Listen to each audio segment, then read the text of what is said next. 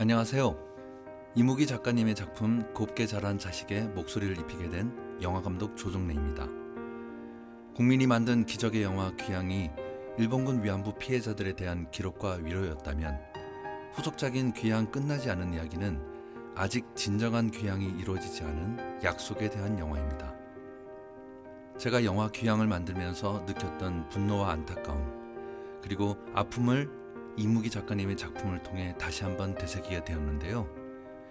평범한 시골 소녀가 겪어야만 했던 뼈아픈 역사를 이무기 작가님의 작품을 통해 곰곰이 곱씹어보는 시간이 되길 바라봅니다.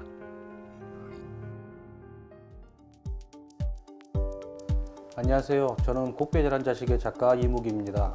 우리나라의 어두웠던 일제시대를 배경으로 민초들의 삶을 작품으로 담았습니다. 당시 시대상의 가장 약자이자 가장 낮은 계층의 여성, 아무것도 모르는 시골 무지랭이 깐난이를 이제 중심으로 이야기를 풀어 나가면은 독자님들도 좀 어렵지 않게 접근할 수 있지 않을까라는 생각을 했는데, 그게 좀 그나마 좀 잘 통했던 것 같습니다. 좋은 마음으로 전시를 관람해 주셨으면 합니다.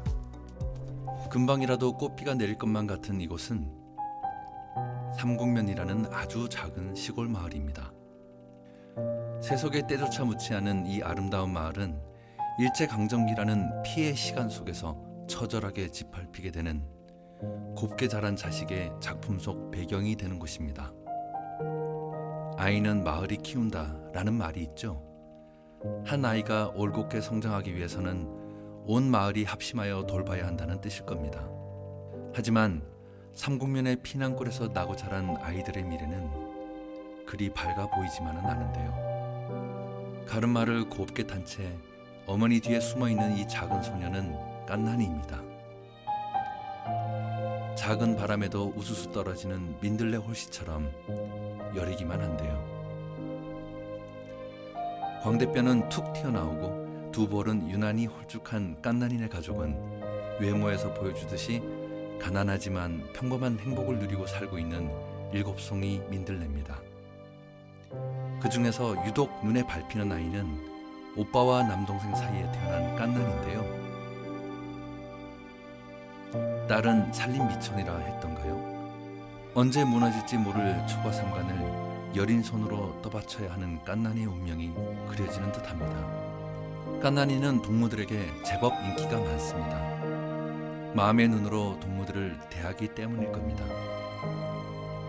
그중 제일 마음에 맞는 동무는 마을에서 제일 예쁜 순문 언니와 4살 때 한약을 잘못 주워 먹은 개똥인데요. 깐난이는 고된 집안일에서 벗어나 동무들과 뛰어놀 때가 제일 좋습니다. 밤에 마주치면 도깨비인 줄 알고 까무라치게 되는 마을의 명물도 있는데요. 독가비 아재라고 하는 개똥이의 당숙부입니다. 목수일로 생계를 잇고 있지요. 도깨비 같은 외모에 성질 또한 괴팍하며 마주치지 않은 게 상책입니다. 마을 사람들은 아니지만 후에 깐난이와 함께 살게 될 악동들도 있습니다. 개춘이, 학춘이, 희순이라고 부르는 박신의 남매인데요. 이 남매가 지나갔다 하면 회오리 바람이 지나간 듯 어수선합니다. 깐난이가 사는 마을엔 조상 대대로 살고 있는 우리가 있고, 바다를 건너 들어온 나으리, 그리고 태생은 우리였으나 나으리에 가까운 나으리 아닌 나으리가 있습니다. 이 중 박출세는 나으리 아닌 나으리 중에 제일로 악질입니다. 들꽃은 장미처럼 화려하진 않으나 질긴 생명력으로 산과 들을 밝혀주죠. 깐난이도 그렇습니다. 평범하기 그지없는 시골 소녀로 매일매일을 소소하게 살고는 있지만 마을을 환히 밝혀주는 사랑스러운 소녀입니다. 동무들과 냉이를 캐고 클로버로 반지도 만들어 끼워봅니다. 삐비꽃을 껌처럼 질근거리며 잠자리를 쫓기도 하는 그런 평범한 나날들을 보내는 동안 안악들은 개울가에 나란히 앉아 엉덩이를 들썩이며 묵은 빨래를 합니다. 여기에 애들 아버지 욕들을 하며 실컷 빨래방망이를 두드리다 보면 하루해가 저물지요. 살면서 제일로 힘든 게 평범함이라고 했던가요? 너무나 평범한 일상이라 무료하기만 했던 이 마을에 피바람이 불기 시작합니다. 예로부터 머리 검은 짐승은 들이지 말라고 했던가요? 바다를 건너 우리 땅에 들어온 나으리들은 마을 사람들과 똑같이 머리색이 검었습니다. 얼핏 보면 우리와 같은 사람들인데 나으리들은 마을 사람들을 가축구, 즉 가축이라 불렀죠. 남의 땅에 허락도 없이 들어와 붉은 본색을 드러낸 나으리들은 깐난이 오빠를 비롯한 마을 청년들을 대상으로 가축몰이를 시작합니다. 삽시간에 새파랗게 젊은 청년들을 빼앗긴 마을은 금세 쑥대밭이 됩니다. 몇몇 청년들은 이대로 끌려가면 개죽음이다 라는 생각에 탈출을 시도하지만 결국 일본군의 총칼에 잡초처럼 쓰러지고 맙니다. 흔히 본인의 이익에 따라 이쪽에 붙었다 저쪽에 붙었다 하는 사람들을 일컬어 박쥐 같다라고들 합니다. 본디 마을 태생이었으나 하는 짓은 물 건너온 나으리 같았으니, 아니 어찌 보면 나으리들보다 더욱 악질이었던 사람이 바로 박출세였습니다. 일본인들이 먼저 말하지 않아도 알아서 척척, 마치 입안에 혀처럼 풀었던 박출세를 가리켜 마을 사람들은 앞잡이 박출세라고 불렀습니다. 박출세의 활약은 똥구멍에 달라붙은 콩나물 대가리까지 빼앗아가는 공출 털기에서부터 빛을 발했습니다. 은행나무는 먹을 것이 귀했던 시절에 아주 고마운 나무였습니다. 은행알이 익어가면서 풍기는 똥내조차 달콤한 정도였으니까요. 다 여문 은행알은 노란 속살이 보일 때까지 발바닥으로 비비고 까서 집불에 구워 먹곤 했습니다.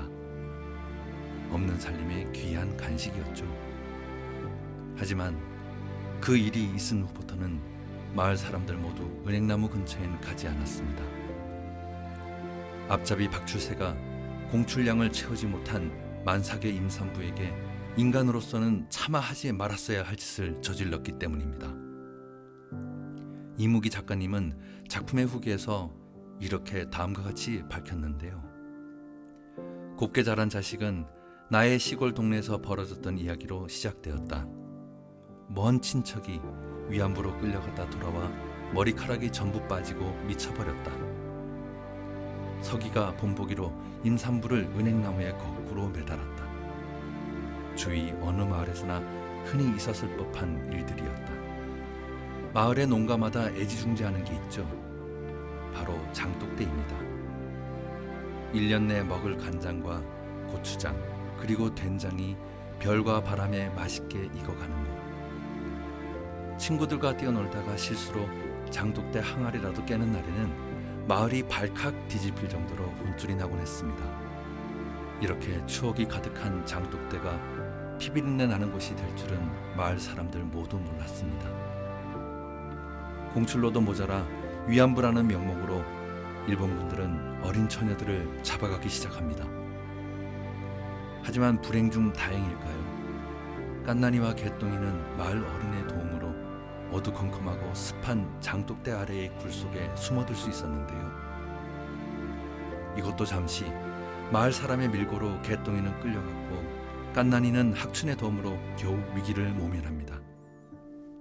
늘 험악한 얼굴로 마을 아이들에게 두려움의 대상이었던 독가비 아재가 깐난이와 개똥이를 장독대 아래로 숨겨준 멋진 사람이었다는 걸 그가 매맞아 죽은 후에도 계속 기억될 겁니다.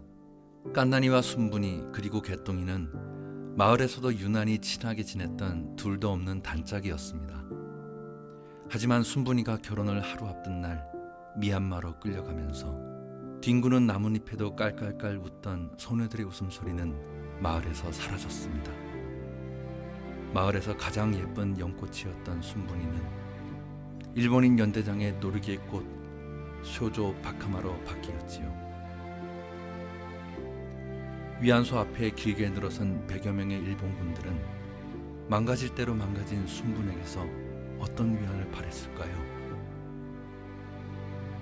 인간으로서 누려야 할 최소한의 인권조차 찾아볼 수 없는 그 지옥 속에서 순분은 서서히 죽어갑니다.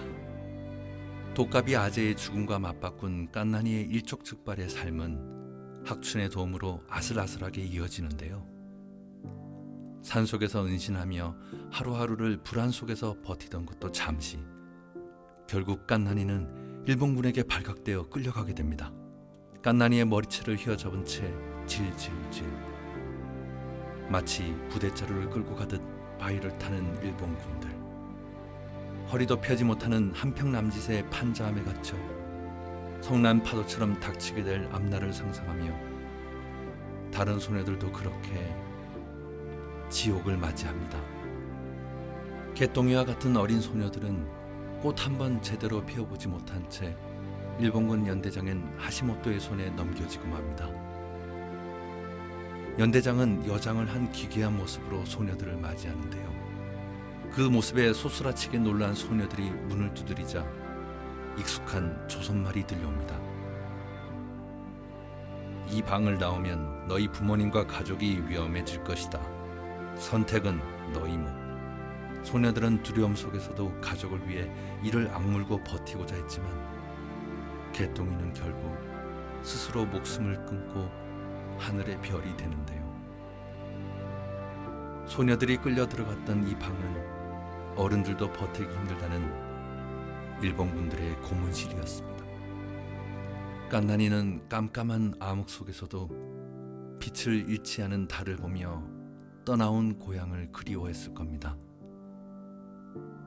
순분이 시집가기 전 짐을 정리하다 깐나니에게서 옷을 물려주기 위해 찾아왔던 그날, 봉숭아빛 볼을 한 채 꼭 안아주던 순분과는 달리 민망한 마음에 서먹서먹하게 헤어졌던 그날을 후회하며 깐나니는 다시는 돌아오지 않을 행복한 시절을 가슴 아리게 기억해 봅니다. 이재염오. 진흙 속에서 피어나도 더럽게 물들지 않은 연꽃. 짐승들에게 짓밟힌 소녀들은 그 치욕 속에서도 달빛에 비친 연꽃처럼 도도하게 빛났습니다. 비록 수많은 검은 그림자들이 소녀들의 몸을 밟고 지나갔어도 소녀들의 마음속에는 여전히 연심이라는 연꽃의 심장이 뛰고 있으니 말이죠. 나으리들은 별의별 다양한 방법으로 마을 사람들을 괴롭혔습니다. 공출로 없는 살림살이까지 싹 다 거덜내고 강제징용으로 청년들의 씨를 바싹 말리고 위안한답시고 소녀들을 몽땅 끌고 가고 지발 이제 고만 좀 괴롭혀.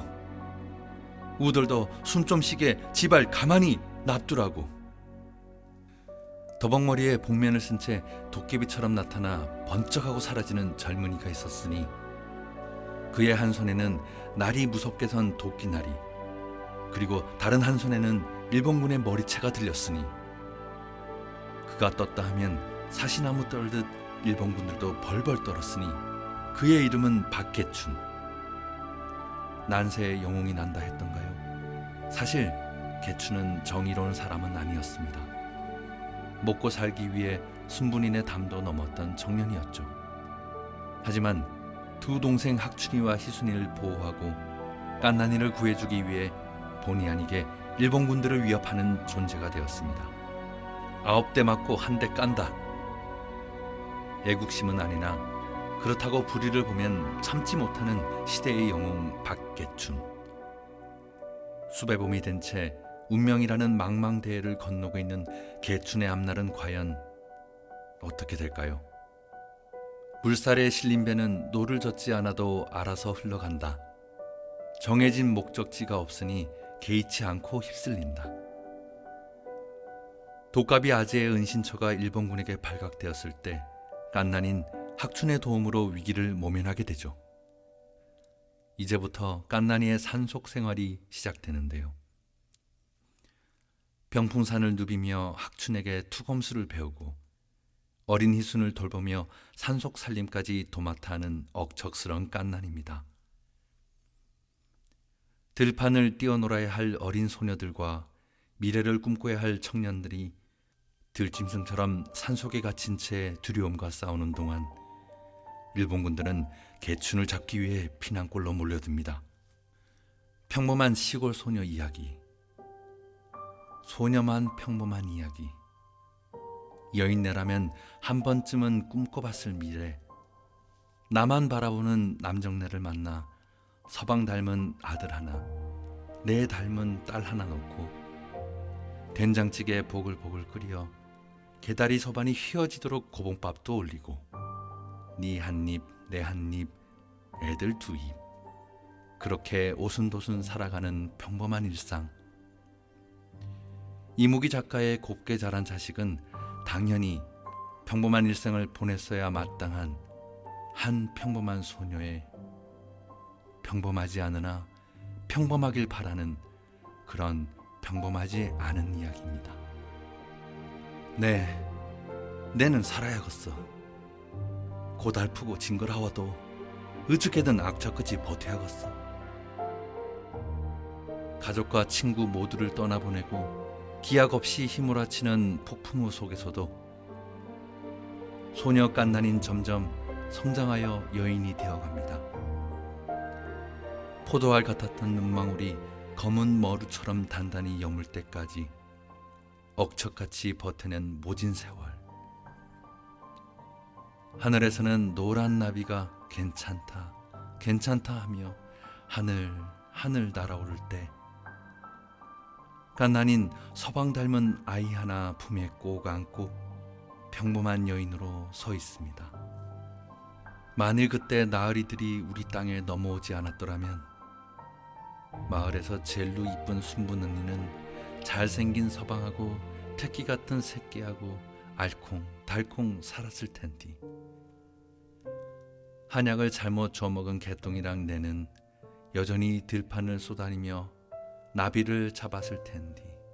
생긴 것과는 딴판으로 세상 멋진 독가비 아재도 수다쟁이 마을 사람들도 다 그렇게 얼기설기 모여 잼나게 살았을 텐디. 나으리 없는 평범한 세상에서. 이무기 작가님의 곱게 자란 자식은 우리에게 많은 울림을 주는 뼈아픈 작품입니다. 스토리를 이어가고 작화를 하는 내내 한없이 가슴 저몄을 작가의 마음 또한 짐작이 되는데요. 이무기 작가님이 가장 성심을 다해 그린 베스트컷과 함께 보다 객관적으로 상황을 묘사하기 위해 직접 작품 속 배경을 찍으러 다녔던 이무기 작가님의 노력과 정성에 박수를 보냅니다. 이무기 작가님의 곱게 자란 자식 온라인 전시 어떻게 보셨나요?